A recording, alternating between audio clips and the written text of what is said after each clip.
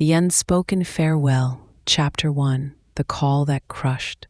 Seattle, Washington, 2025. The rain was a constant, insistent drumming against the windows of Sarah Jenkins's small, meticulously kept craftsman house. Each drop seemed to echo the dull ache in her chest, a chronic, low-grade throb that had taken up permanent residence in her heart over the past 5 years. Sarah, at 62, was a woman who lived by routine, by order, by the quiet solace of her garden, and the precise rhythm of her work as a retired archivist. Life had taught her to value stability, to anticipate and plan, to protect herself from the unexpected jolts that could, and often did, shatter one's carefully constructed peace. Yet despite her best efforts, peace remained an elusive butterfly, flitting just beyond her grasp. The phone rang, a jarring, intrusive sound that sliced through the quiet hum of the house. It was her ex-husband, David. His voice, when she answered, was choked, barely recognizable. "Sarah," he rasped. It's Amelia. Amelia. Her daughter, her only child, her beautiful, vibrant, complicated Amelia. A talented photojournalist, fiercely independent, living a life of chaotic passion in remote, often dangerous corners of the world. Their relationship, always fraught with a tender, anxious love, had been strained over the past few years. Amelia's last assignment had taken her deep into the Amazon, reporting on indigenous communities facing environmental threats. Weeks without contact. Then a terse, reassuring email. Safe, almost done, coming home soon. That had been a month ago. Sarah's blood ran cold. What about Amelia? Is she all right? David, tell me. The words were a frantic plea, a desperate clutch at a lifeline she knew, instinctively, was already slipping away. Then David said the words that would forever splinter Sarah's world into a before and an after. His voice, barely above a whisper, heavy with an unspeakable grief, delivered the blow. Sarah, she's gone. An accident in the Amazon. They found her a week ago. Her body, it's being flown back. The funeral, it was this morning. Her colleagues, her friends, they needed to do it quickly, in the closest major city to the return point. I just got the call. I'm so sorry, Sarah. I tried to reach you, but your phone was off. I tried everything. The receiver slipped from Sarah's numb fingers, clattering to the polished wooden floor. The world tilted. The rain outside roared, a deafening cacophony. No, impossible, not Amelia, not her vibrant, fearless girl. And the funeral? This morning? Without her? Without her mother? The news was a physical force, knocking the air from her lungs. Not only was her daughter gone, but Sarah hadn't been there. She hadn't said goodbye. She hadn't seen her. She hadn't touched her. She hadn't laid her to rest. The final, sacred rite of passage, denied to her. The ultimate crushing isolation. A profound, guttural scream tore from her throat, raw and animalistic, mingling with the relentless drumming of the rain. It was a scream of disbelief, of agony, of unspeakable loss, and it was a scream of utter, agonizing failure. She had failed her daughter, in life and in death. She had always been too cautious, too worried, too rooted in her own safe world, while Amelia chased storms and captured raw beauty. And now, Amelia was gone, and Sarah, her mother, had not even been there to whisper a final farewell. The unspoken farewell would haunt her, a bitter, constant companion, echoing in the emptiness of her heart. The world, once orderly, had been shattered into irreparable fragments, and Sarah, for the first time in a very long time, felt utterly, profoundly lost. Chapter 2. The Silence That Screamed. The days that followed David's devastating call were a blur of numb disbelief. Sarah moved through her house like a ghost, her limbs heavy, her mind a chaotic storm of grief and guilt. Her sister, Emily, flew in from Portland, her presence a comforting, is overwhelming, anchor in Sarah's shattered reality. Emily organized, cooked, answered the phone, protecting Sarah from the well-meaning but often intrusive condolences of friends and neighbors. She spoke to David, handling the grim logistics of Amelia's posthumous affairs. But Sarah was trapped in a suffocating bubble of her own agony.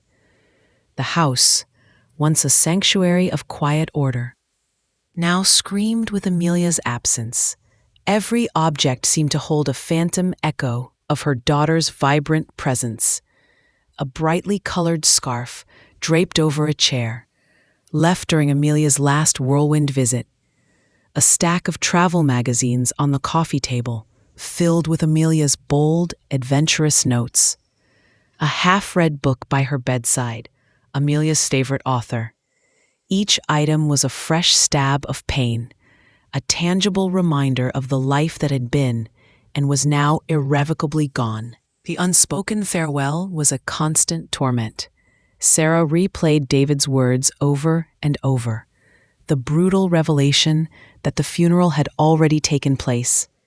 She pictured the scene, Amelia's colleagues, her friends, all gathering to mourn, to say goodbye, to lay her to rest. And she, her mother, was absent. It was an unbearable weight, a crushing sense of profound inadequacy. How could she have missed it? Why wasn't her phone on? Why hadn't David known sooner? The questions spun in an endless, agonizing loop, each one a fresh wound. She found herself wandering through Amelia's old room, untouched since her last visit. It was a kaleidoscope of vibrant colors and organized chaos, reflecting Amelia's personality. Globes, maps, cameras, journals filled with sketches and notes, photographs from distant lands plastered on the walls.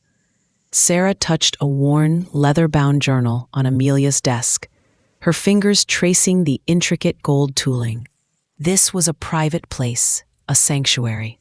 She felt a profound reluctance to intrude, a deep respect for the boundaries Amelia had always maintained. But the urge to connect, to find some last piece of her daughter, was overwhelming. She opened the journal. The pages were filled with Amelia's bold, expressive handwriting, a mix of observations, emotions, and poetic descriptions of the world she saw through her lens. Sarah read, devouring every word, every glimpse into her daughter's brilliant mind, her adventurous spirit. She found entries about the Amazon, about the beauty and the struggles of the communities there. And then, near the end, a passage that made her heart clench with a bitter irony. It's strange how life pulls us in different directions. My mother, so rooted, so steady, finding comfort in the quiet permanence of her garden. Me, always chasing the next horizon, the next story, never truly settling. We're so different, yet I hope she knows, even with all our unspoken words, all the distances between us, how much I love her, how much I always will. I hope one day she truly understands, and if something ever happens to me out here, I hope she finds a way to say goodbye, even if I can't say it back. Sarah choked back a sob, the words a direct blow to her already shattered heart. Amelia knew. She had felt the distance, the unspoken words, and she had hoped for a farewell that Sarah had been denied, a farewell she had failed to deliver. The guilt was a suffocating shroud. Late one night, unable to sleep, Haunted by Amelia's words, Sarah found herself in the living room, the house silent except for the persistent rain. She picked up a framed photograph of Amelia, taken years ago, her daughter's eyes sparkling with mischief and life. She clutched it to her chest, rocking slightly, tears finally falling, silent and endless. Then, she heard it. A faint sound, a whisper. Or was it just the house settling, the rain? It came from the kitchen, a delicate, almost ethereal chime, like wind chimes, but softer, more melodious. Sarah frowned. She didn't have wind chimes in the kitchen. She never had. She stood frozen, listening, her breath held. The sound came again, fainter now, almost imperceptible, a low, tender hum. And then, a single, clear note, like a musical chord. A voice. Mom? It was soft, barely audible, a breath, a sigh.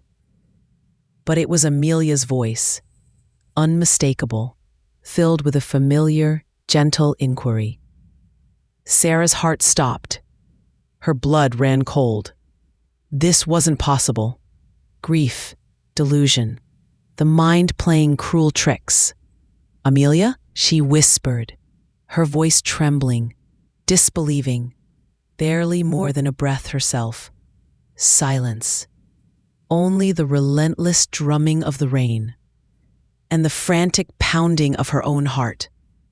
She had imagined it. Of course, she had. Her mind, reeling from the trauma, was fabricating comfort, fabricating a connection. There was no other explanation. She was losing her mind. And in the depths of her grief, she almost wished it were true. The silence that followed was more terrifying than the sound itself, because it confirmed her deepest fear. She was utterly alone in her house, and the voice had been nothing but a cruel, fleeting phantom, a tormenting echo of the daughter she could no longer reach. Chapter 3: The Imprints of a Life. The next morning, the memory of Amelia's voice echoed in Sarah's mind, a persistent, unsettling hum beneath the surface of her grief. She tried to rationalize it, to dismiss it as a hallucination brought on by extreme emotional distress. Yet, a tiny, irrational seed of hope, or perhaps madness, had been planted. She found herself meticulously searching the kitchen, every nook, every cranny. Nothing. No hidden speakers, no unusual devices. The house was exactly as it had always been, orderly and familiar. But the image of Amelia's face, the sound of her voice, remained vivid, refusing to be relegated to the realm of imagined grief. Emily, ever the practical one, noticed Sarah's odd behavior. "You're not sleeping, Sarah, and you're jumpy. Are you hearing things?" Her tone was gentle, concerned. Sarah hesitated, then shook her head. "No, just the house. It feels different now, empty." She couldn't bring herself to confess the impossible, the truly terrifying hope. That afternoon, Sarah found herself drawn to Amelia's camera equipment, still packed in its sturdy, custom-made case in her old room. Amelia's life, captured through her lens. Sarah knew very little about modern photography. Amelia had always been the expert, explaining aperture and ISO in terms Sarah could barely grasp. But she knew that digital cameras held images, recordings. With trembling hands, Sarah opened the camera bag. Inside, nestled amongst lenses and filters, was Amelia's primary camera, a high-end, rugged model designed for extreme conditions. Sarah knew it had an internal microphone, used for recording ambient sounds, brief notes, or even interviews while filming. Could it have picked something up? She carefully took out the camera. It felt heavy in her hands, a tangible link to Amelia's last journey. She fumbled with the buttons, trying to remember the rudimentary instructions Amelia had given her years ago. She found the playback function, and then she saw it. A series of short video clips dated from Amelia's time in the Amazon. Footage of lush rainforest, indigenous faces, river scenes, and then at the very end, a clip labeled Voice Memo 007. Her heart hammered against her ribs. Could this be it? Could this be what her subconscious had been trying to conjure? A real recording? She pressed play. The sound of rustling leaves, distant bird calls, the faint murmur of water. And then Amelia's voice, clearer, stronger than the whisper she had heard last night, but still tinged with a familiar weariness. Day 48. Still tracking the deforestation. The beauty here is heartbreaking. The people, their resilience. I'm exhausted. The journey back is going to be long. Mom would worry herself sick if she knew how remote we are. But it's worth it. All of it. I just wish I had time for one more visit, one more cup of tea in her garden before the next big adventure. Tell her I love her, making the digital echo manifest as a fleeting, almost spiritual whisper. The realization was both devastating and strangely comforting. Amelia hadn't called out to her from the great beyond, but her last words, full of love, almost imperceptible click. A subtle whirring sound. The camera, profound message, suddenly felt a profound, almost primal urge to find the full story. Unmarked USB stick, tucked into a hidden pocket of the camera bag. It was completely blank, or so it seemed. The one with the entry about their unspoken words. She had wanted to leave a message. She would have left a message. Sarah knew Amelia's love for puzzles, for riddles, for the unexpected. She remembered Amelia as a mischievous teenager, sending her on elaborate scavenger hunts around the house to find her birthday presents. Each clue, a rhyme, a riddle, a hidden word. Amelia would never leave a simple, obvious message if she had something profound to convey. It had to be deeper, more complex. A digital scavenger hunt. She remembered the subtle click and whir from the camera after the voice memo played that first time. A mechanical sound, but also a hint of something more. A prompt? A signal? Sarah, armed with a new theory, started experimenting with the camera itself. She noticed that the voice memo she had found, Voice Memo 007, was unusually placed in the file structure, almost as if it had been moved or designated for a specific purpose. She opened its metadata, the hidden data embedded in digital files, containing information about creation, modification, and other details. Her archivist's instinct screamed at her to look closer. Deep within the metadata of Voice Memo 007, she found it. A hidden string of code, almost like a command. It was a file path, a sequence of characters pointing to another, deeply buried file on the camera's internal memory. And within that file path, a series of seemingly random numbers. Amelia's mischievous grin seemed to materialize in the air around her. A riddle, A digital key. The numbers, what did they mean? Sarah cross-referenced them with dates in Amelia's journal. Nothing. With coordinates from her photos. Nothing.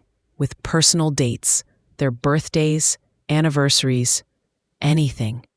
Still nothing. She felt a flicker of despair. Then she remembered Amelia's love for music. Amelia used to have a very specific playlist for every mood, every journey. She had a profound connection to certain songs, certain melodies, associating them with significant moments in her life. What if the numbers were a musical key, a sequence of notes? Sarah, her heart pounding, tried translating the numbers into musical notes using an online converter. The result was a simple, fragmented melody, a sequence of 8 notes. It wasn't a full song, but a distinct, poignant phrase. It was a melody Sarah dimly recognized, a tune from her own childhood, a lullaby she had sung to Amelia every night when she was a baby. Twinkle, twinkle, little star. The first 8 notes. Tears welled in Sarah's eyes. Amelia, her silent symphony, her beloved lullaby. The voice memo 007 was more than just a message. It was a digital lock, and the lullaby was the key. This realization, this profound connection through music and technology, brought a wave of bittersweet understanding. Amelia wasn't gone, not entirely. She had left an imprint, a digital ghost, yes, but one filled with undeniable love and intention. And Sarah, the archivist, the methodical mother, was now tasked with finding the rest of her daughter's digital echoes, piecing together the final, unspoken farewell that spanned time, space, and the veil between life and death. The silent whispers had turned into a symphony of clues, a profound challenge from beyond the grave, pulling Sarah deeper into the technological landscape of her daughter's life. Chapter 5: The Unseen Bridge. The lullaby turned digital key filled Sarah with a renewed sense of purpose. Her grief, though still present, now had a direction. She was no longer a passive victim of fate. She was an active participant in her daughter's final, intricate message. The house, once a tomb of silence, now hummed with the thrill of a puzzle waiting to be solved. The hidden file path in the metadata of voice memo 007, unlocked by the lullaby sequence, led her to a deeply encrypted folder on Amelia's camera. This was not a standard folder. It was a secure, password-protected vault designed to protect sensitive journalistic materials. Amelia, ever the meticulous professional, had clearly designated this for something incredibly important. The prompt for the password was a series of abstract symbols. Sarah stared at them, her mind racing. Not letters, not numbers, symbols. She knew Amelia's love for ancient cultures, for indigenous art, for symbols that transcended language. She searched through Amelia's physical journals, her photography books, her anthropological texts. Nothing. Then she remembered another peculiar habit of Amelia's. Her daughter, a child of the digital age, had an unusual fascination with old analog technologies, specifically old typewriters. She had collected several, finding beauty in their mechanical clatter and the tangible imprint of ink on paper. Amelia often spoke of the soul of these machines, their ability to create physical records in a fleeting digital world. Sarah walked to Amelia's old desk in her room. There, in a corner, sat Amelia's prized possession, a beautiful, antique Remington typewriter, polished and gleaming. Sarah ran her fingers over the keys, a profound sense of connection filling her. What if the symbols were linked to the typewriter? What if they were a visual representation of a unique sequence of key presses, a kind of tactile code? She studied the symbols. They were abstract, but each had a distinct form, resembling the unique shape of a typewriter keycap, or the specific impression left by a typed character. Sarah began to meticulously cross-reference the symbols with the physical layout of the Remington's keyboard, looking for patterns, for a sequence that matched the symbol's visual cues. It took hours.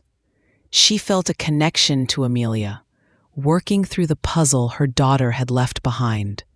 Finally, she saw it, a sequence of key depressions that formed a visual pattern matching the abstract symbols on the encrypted folder.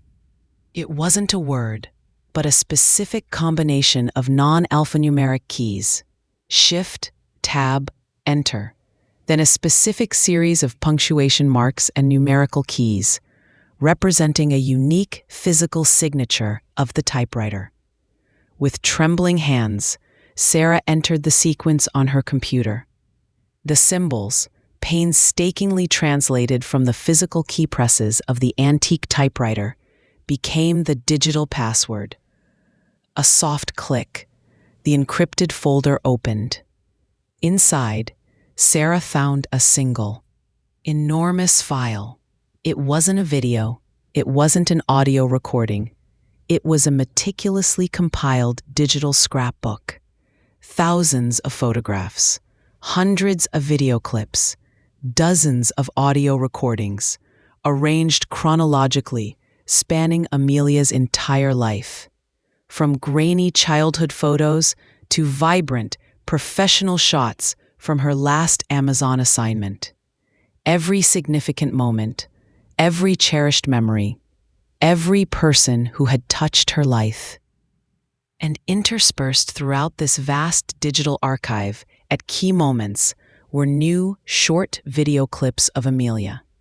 These weren't from her assignments. They were personal, intimate, shot on her phone perhaps, or a small personal camera.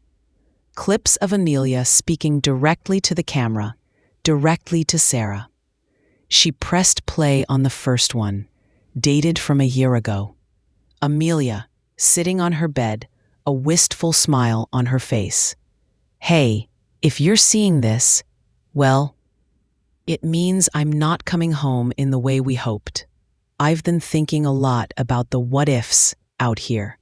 This world is beautiful, but it's also dangerous. And I realized there's so much we never said, so many unspoken things. So I started creating this, my life, for you. My way of saying goodbye. My way of filling in the blanks. Sarah choked back a sob. Amelia had known. She had anticipated. She had built a bridge. The digital scrapbook unfolded before Sarah, like a living tapestry.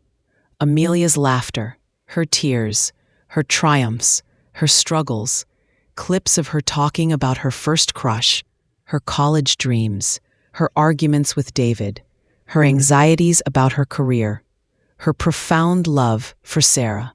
Every photograph, every video, every sound clip was curated with meticulous care, accompanied by Amelia's own voice, narrating her life, her thoughts, her feelings.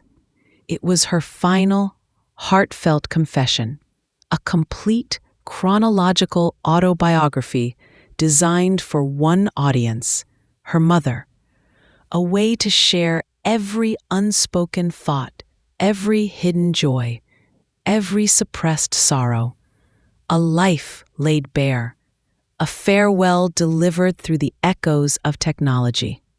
It was Amelia's unseen bridge to her mother, a testament to a love that transcended the physical, finding its connection in the profound imprints of a life lived fully and intensely. Sarah was no longer just hearing whispers. She was experiencing a full, vibrant, emotional presence, a symphony of her daughter's life playing just for her. Chapter 6: The Unspoken Farewell Fulfilled. Sarah spent weeks, then months, immersed in Amelia's digital scrapbook. It was a pilgrimage, a profound journey through her daughter's life. Seen through Amelia's own eyes, she relived Amelia's childhood through candid home videos Sarah herself had taken, now curated with Amelia's adult commentary. She witnessed Amelia's triumphs and heartbreaks in college, her early struggles as a photojournalist, her first groundbreaking assignments. She saw the world through Amelia's lens, not just the images, but the emotional landscape that defined them. The experience was both exhilarating and agonizing. Each clip, each photo, was a gift, a profound insight into her daughter's inner world. But it was also a constant reminder of the physical absence, of the life that had been cut tragically short. Yet, through this digital chronicle, Sarah felt closer to Amelia than she had ever felt in life. The unspoken words, the distances between them, were being bridged, one video clip, one voiceover, one heartfelt confession at a time. Amelia spoke of her fears, her regrets, her hopes. She spoke of her love for Sarah, often with a raw honesty that brought tears to Sarah's eyes. "Mom, I know we weren't always good at talking about feelings. I was always rushing, and you were always worrying. But please know, underneath it all, my love for you was a constant. Like the North Star, always there, even when I was charting new courses across the globe." Sarah learned about Amelia's secret passion for painting, a hidden talent she had never shared. She saw clips of Amelia singing softly to herself, a beautiful, untrained voice, something Sarah had rarely heard. She discovered the quiet acts of kindness Amelia performed in remote villages, the profound impact she had on the lives she touched, captured in raw, unedited footage. The unspoken farewell was slowly, painstakingly being fulfilled. Amelia had not left Sarah with just a single voice memo, but with a complete, curated legacy. She had left her mother a full, vibrant picture of who she was, beyond the surface of their sometimes strained relationship. It was a testament to Amelia's understanding of her mother's need for closure, for connection, for every last piece of her. Sarah began to share parts of the digital scrapbook with David, her ex-husband. He too was overwhelmed, finding solace and understanding in the intimate details of their daughter's life. They sat for hours, weeping, laughing, remembering. Finally able to grieve together, to truly say goodbye, guided by Amelia's own voice from beyond the grave. The digital echoes created a space for shared mourning, for a profound connection that had been denied to them at the actual funeral. The pain of missing the funeral still lingered, a dull, chronic ache, but the crushing guilt had lessened. Sarah now understood. Amelia had known. She had prepared. She had, in her own unique, digital way, ensured that her mother would have her farewell, her way of understanding, her way of grieving. The ceremony, the physical presence, had been denied, but the spiritual, emotional connection, the true goodbye, had been given.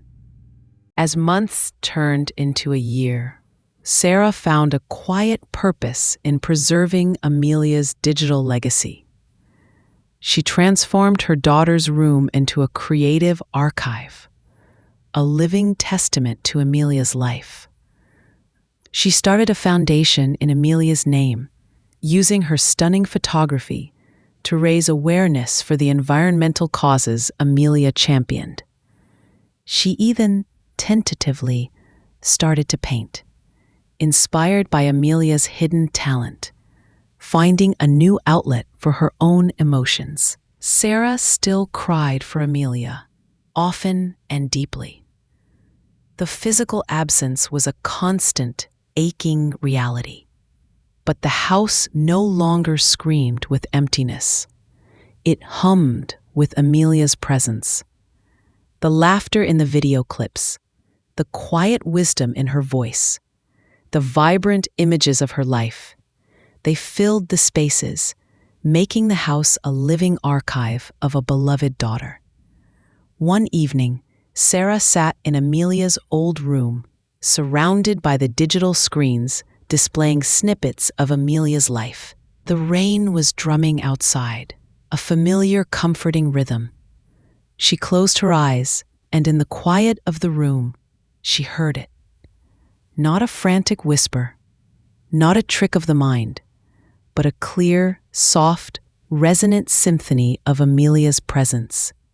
A harmony of love, understanding, and an enduring connection that transcended death.